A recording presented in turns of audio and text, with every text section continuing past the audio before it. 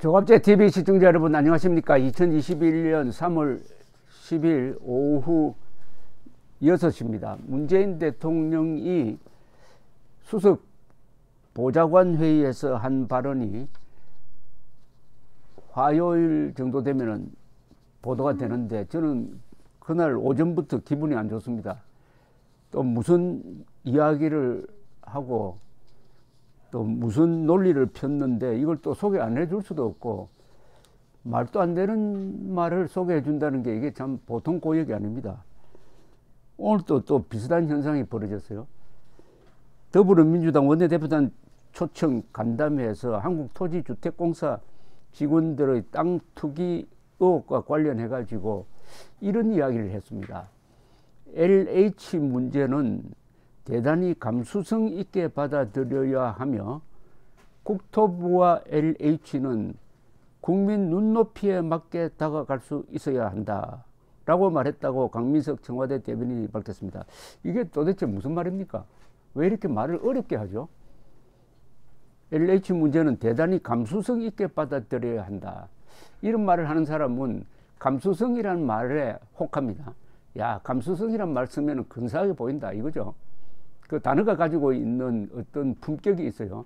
품격 있는 단어를 쓰면은 말하는 사람도 우쭐해지는 수가 있는데 LH 문제는 대단히 감수성 있게 받아들인다고 한다면은 감수성을 가진 사람이 한두 사람도 아닌데 이게 무슨 기준이 있겠습니까?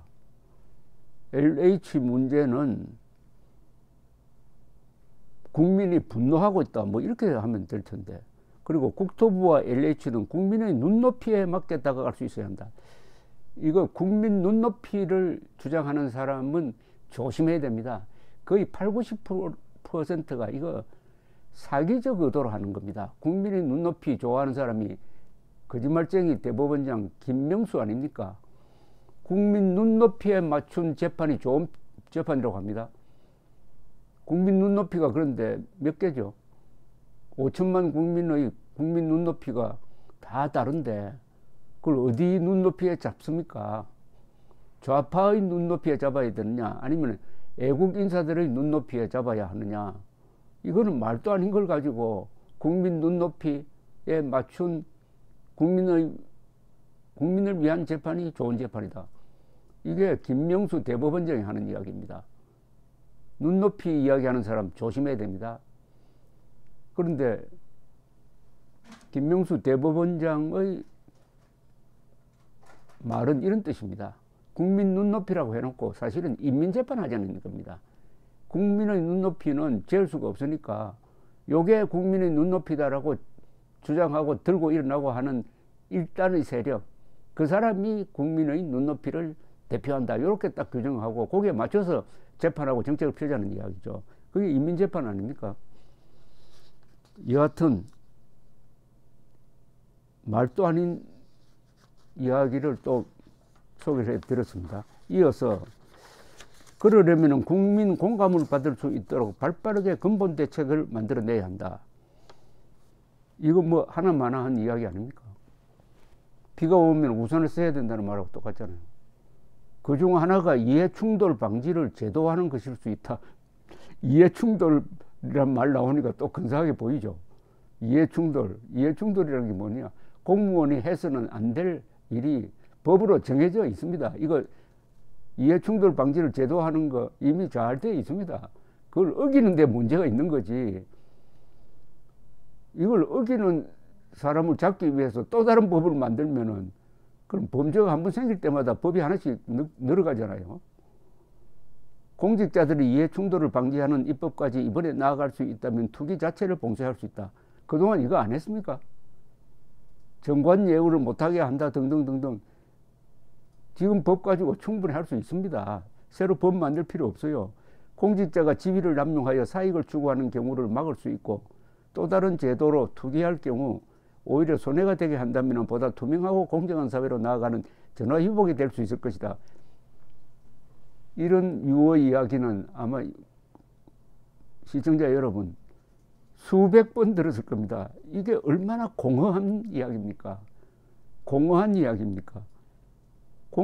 공직자가 지위를 남용해 사익을 추구하는 그걸 환영하는 사람들이 어디 있고 환영하는 정부가 어디 있었습니까? 문제는 그렇게 하니까 엄벌하면 되는 겁니다. 일벌백계라는 게 있지 않습니까? 엄벌하면은 다른 사람들이 참아 못하죠. 폐가망신시켜버리면 됩니다. 엄정하게 수사를 해가지고 어떻게 도둑을 다 잡습니까? 한 사람이 도둑을 잡아가지고 그냥 뻔때를 보여주면 다른 도둑이 목숨 걸고는 도둑질을 하지 않게 되는 거하고 마찬가지죠. 문 대통령은 변창흠 국토교통부 장관의 거취와 관련해서는 언급하지 않은 것으로 알려졌다.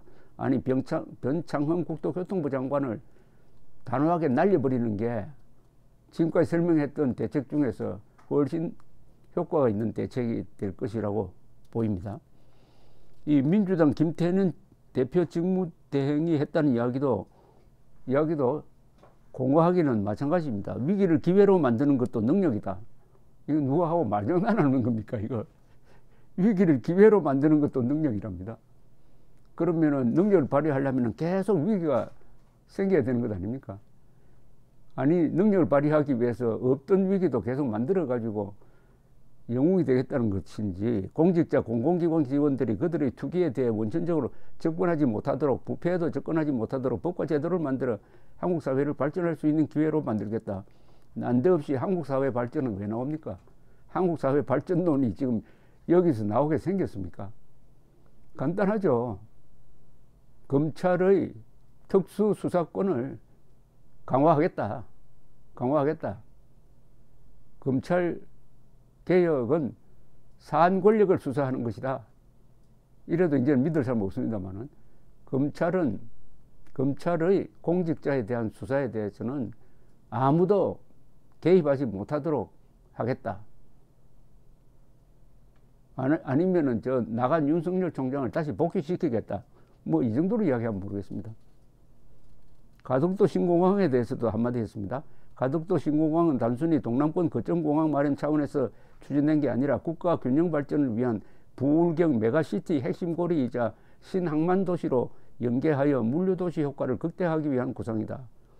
2029년까지 완공 개항하는 시기 또한 2030년 부산 엑스포와 맞물려 있다. 제가 장담을 하지만은 이 공항 만들어질 수가 없습니다. 이 공항을 이런 식으로 만들려면은 수십 명, 수백 명이 자기 목을 걸어야 합니다. 그럴 공무원이 어디 있습니까? 그리고 거기 타당성 조사 제대로 하면은 그게 공항 만들으려는 답이 나오겠습니까? 더구나 조종사들이 위험하다고 하면은 안 만들어야죠. 여기 메가시티 뭐 이런 이야기 자꾸 하는데, 공항에서 제일 중요한 것은 국제항공사가 취항을 하는 겁니다.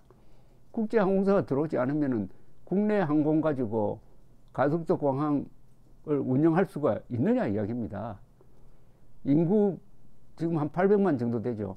서울의 이 인천공항이 작동할 수 있는 것은 주변에 2,500만이 있고, 더구나 아시아의 허브 역할을 하니까 작동할 수 있는 것 아니겠습니까?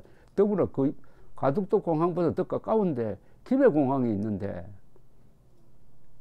어떻게 이걸 허브 공항으로 만들 수 있을지, 아무런 국제적 조사도 하지 않고 또 국제적 평가도 무시해버리고 또 이렇게 하니까 부산 시민들이 아마 더 화를 낼 것 같습니다. 농민들을 4차 재난지원금 지급 대상에 추가해달라는 민주당 건의에 대해서 농민을 추가하는 문제는 국회 쪽에도 공감대가 있다고 들었다. 여야 간 이견이 없다면 반영하도록 지시하겠다고 했습니다. 아니 이런 큰 문제를 이렇게 건의하면 그대로 즉석에서 받아들이고 이렇게 합니까?